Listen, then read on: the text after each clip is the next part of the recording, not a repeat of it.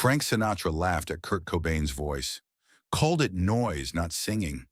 What happened next in that Hollywood mansion changed everything the chairman of the board thought he knew about music.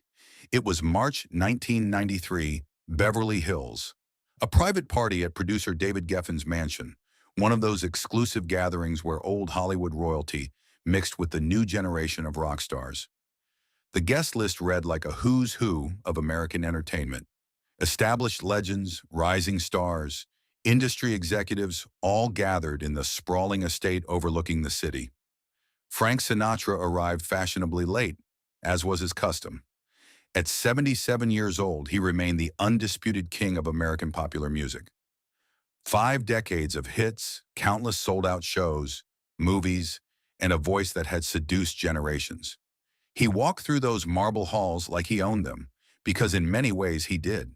This was his town, his industry, his world. The chairman wore his usual impeccable tuxedo, every detail perfect. His presence commanded immediate attention. Conversations paused when he entered a room. Younger artists stepped aside with respectful nods. This was Frank Sinatra, and everyone knew it. Kurt Cobain was already there, sitting alone on a leather couch in the corner of the main room, nursing a beer. He looked uncomfortable in the opulent surroundings, wearing his usual thrift store cardigan and ripped jeans. His blonde hair hung in his face as he watched the Hollywood elite mingle around him. Nirvana had just released In Utero a few months earlier. Nevermind had changed rock music forever, but Kurt still felt like an outsider in these industry circles. He didn't belong with these people in their designer clothes and practice small talk. He was here because his record label insisted, because these connections mattered for business. The party flowed around him, conversations about box office numbers, record sales, upcoming projects. Kurt sat quietly, observing but not participating. He'd never been good at these social performances. He preferred his music to speak for him. Someone had set up a small stage area in the living room, complete with microphone and sound system. It wasn't uncommon for these parties to turn into impromptu performances. Industry people loved showing off for each other, loved being entertained by the talent they controlled. Frank made his rounds, greeting old friends, sharing stories, being the center of attention wherever he went. His laugh filled the room, that distinctive Sinatra charm that had captivated America for half a century. He was in his element, surrounded by admirers and sycophants. As the evening progressed, someone suggested Frank perform something. The suggestion was met with enthusiastic approval from the crowd. Frank never needed much convincing to take a microphone. He loved performing almost as much as he loved being Frank Sinatra. "What would you like to hear?" Frank asked the room with that familiar smirk. "My Way," someone called out. Others voiced agreement. It was perhaps his most iconic song, the perfect Frank Sinatra anthem about living life on one's own terms. Frank took the microphone, adjusted his tie, and began singing. His voice, even at 77, remained powerful and controlled. Every note perfectly placed, every phrase expertly crafted. This was a master at work, demonstrating why he'd remained relevant for 5 decades. The room listened in respectful silence as Frank delivered a flawless performance. When he finished, applause filled the mansion. People nodded appreciatively, some wiping their eyes. It was vintage Sinatra, reminding everyone why he was called the chairman of the board. As the applause died down, someone in the crowd mentioned Kurt's presence. "Hey, Frank, you should meet Kurt Cobain. He's with Nirvana." Frank looked across the room at Kurt, who remained seated, looking even more uncomfortable now that attention had turned to him. Frank's expression shifted slightly, a subtle change that those who knew him well would recognize as mild disdain.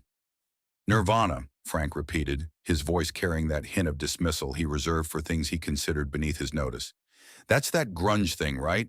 All that screaming and noise?" Kurt didn't respond immediately. He'd heard this criticism before, from older musicians who dismissed his generation's music as inferior to what came before. Usually he just ignored it. But something about Sinatra's tone, the casual dismissal in front of this crowd, bothered him. "We make music," Kurt said quietly, his voice barely carrying across the room. Frank smiled, that predatory Sinatra smile that could cut glass. "Music? Kid, I've been making music since before you were born. What you do, that's not singing. That's just making noise and calling it art." The room went quiet. This wasn't playful banter between generations. This was Frank Sinatra, the voice of American popular music, dismissing Kurt Cobain and everything he represented. The tension was immediate and uncomfortable. Kurt looked up at Frank for the first time that evening. His blue eyes met Frank's confident gaze across the room. For a moment, neither spoke. Then Kurt stood up slowly, setting down his beer. "You want to hear singing?" Kurt asked, his voice still quiet but now carrying an edge. Frank gestured toward the microphone with theatrical flourish. "Be my guest, kid. Show us what passes for singing these days." Kurt walked to the small stage area. The crowd watched in fascination, sensing something significant was about to happen. This wasn't just an impromptu performance anymore. This was a challenge, a confrontation between two completely different approaches to music. Kurt picked up an acoustic guitar that was leaning against the wall. He didn't say anything to the crowd, didn't announce what he was going to play. He just started tuning the instrument with careful precision, taking his time, letting the tension build. Frank watched with amused tolerance, arms crossed, that slight smile still playing at his lips. He was confident in his assessment. This grunge kid might have sold some records, might have captured the attention of teenagers, but he wasn't a real singer, not like Frank Sinatra. Kurt finished tuning and looked up at the crowd. His eyes found Frank's again. Then, without any introduction or explanation, he began playing the opening chords of "My Way." The irony was immediate and electric. Kurt Cobain, the voice of a generation that rejected everything Frank Sinatra represented, was about to perform Frank's most iconic song. The crowd understood the audacity of it, the subtle challenge embedded in the choice. But Kurt didn't play it like Frank Sinatra.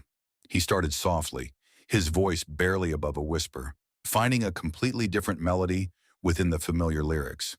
Where Frank's version was confident and brash, Kurt's was vulnerable and searching. Where Frank proclaimed his triumphs, Kurt questioned the very notion of success. "And now the end is near," Kurt sang, his voice carrying a fragility that Frank's never had. "And so I faced the final curtain." The room was transfixed. This wasn't parody or mockery.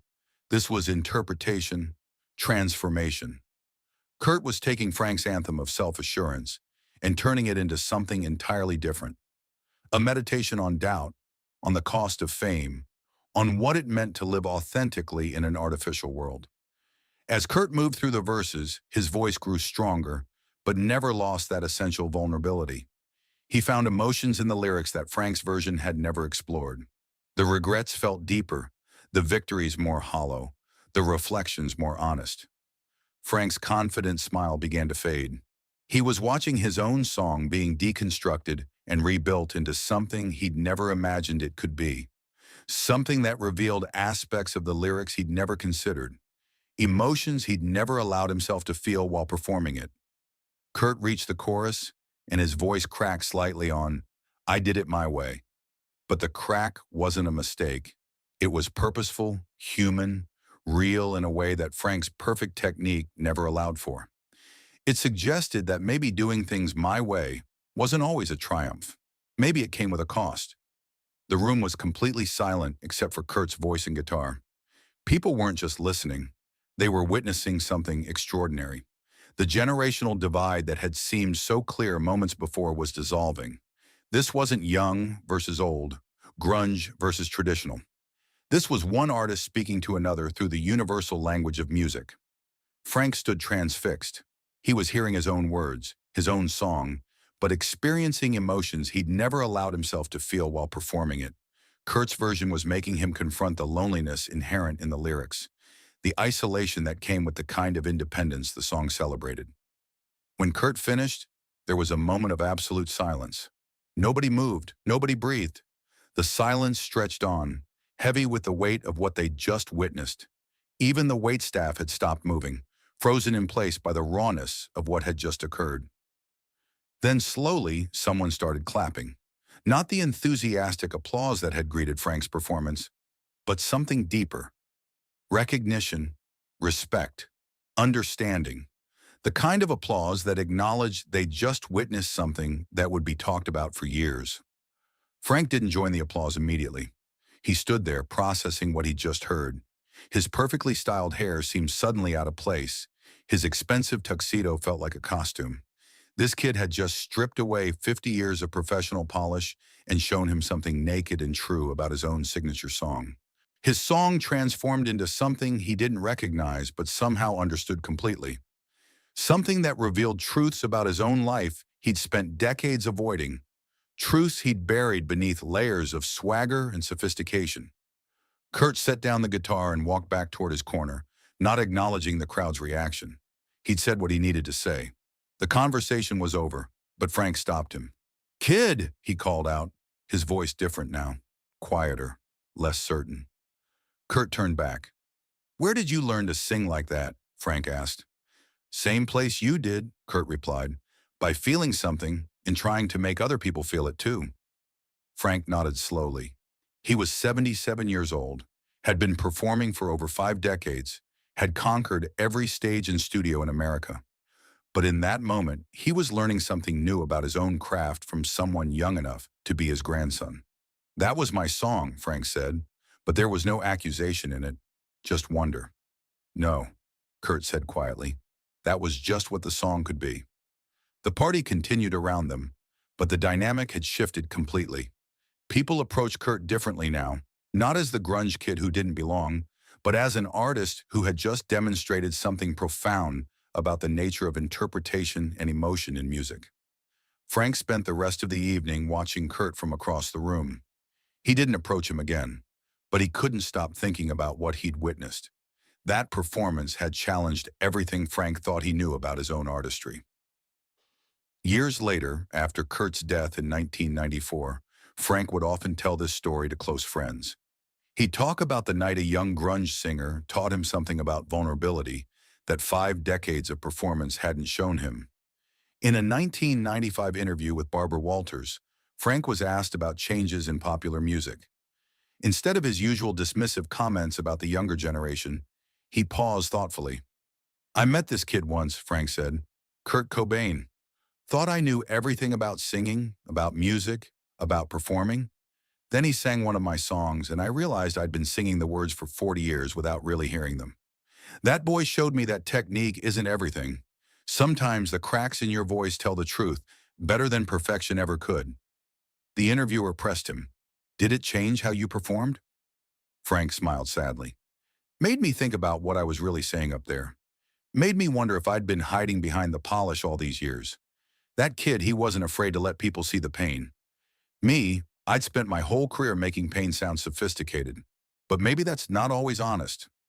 Frank continued performing until his health declined in the mid-1990s, but those who worked with him noticed subtle changes after that night in Beverly Hills. His interpretations became more personal, more revealing. He allowed moments of vulnerability that he'd previously hidden behind technical perfection. The story became somewhat legendary in music industry circles. People who were there that night would tell it for years afterward, each remembering slightly different details, but all agreeing on the essential truth. They'd witnessed a master being taught something profound about his own craft by someone from a completely different musical world. Kurt never spoke publicly about that night. It wasn't his style to analyze or explain his performances, but friends close to him said the encounter with Sinatra had affected him deeply. Here was this legend, this icon of American music, and Kurt had managed to reach him with nothing but honesty and vulnerability. The tragedy is that both men died within a few years of that encounter. Kurt in 1994, Frank in 1998. But that night in Beverly Hills represented something important about the nature of artistic communication across generational divides.